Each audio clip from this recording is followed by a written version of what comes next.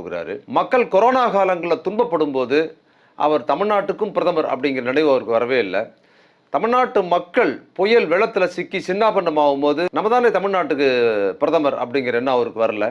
சமீபத்தில் சென்னையிலையும் திருநெல்வேலியிலும் தூத்துக்குடியிலும் சொல்ல முடியாத அளவுக்கு இத்தனை நூற்றாண்டுகளில் இப்படி ஒரு பெருமழையை பார்த்ததே இல்லைங்கிற அளவுக்கு கடுமையான கொடுமையான மழை வெள்ளம் வந்து மக்கள் வந்து நடு வீதியில் நின்று தன்னோட வீட்டை இழந்து தன்னோட பொருளாதாரத்தை இழந்து உணவுக்கு கூட சிரமப்பட்டு நின்ன போது வந்து நம்ம தமிழ்நாட்டுக்கும் பிரதமர் தானேங்கிற எண்ணம் மோடி அவர்களுக்கு வரவே இல்லை. அவர் வந்து பார்க்கவே இல்லை அப்படிங்கிறத கூட விட்டுருங்க. தமிழ்நாட்டுக்கு சேர வேண்டிய அந்த வெள்ள நிவாரண நிதியை கூட அவர் இன்னைக்கு வரைக்கும் கொடுக்கல. அப்படிப்பட்ட பிரதமர் மோடி தான் இப்போ பார்த்தீங்கன்னா தமிழ்நாட்டுக்கு மட்டும்தான் அவர் பிரதமருங்கிற ஒரு துணியோடு வந்து தேர்தல் பிரச்சாரத்தில் தொடர்ந்து பேசிக்கிட்டே இருக்கிறாரு. அதுவும் என்ன பண்ணுறாரு, பிரதமராக வராரு, பாஜக தலைவராக பேசுகிறாரு. பிரதமராக இங்கே நலத்திட்டங்களை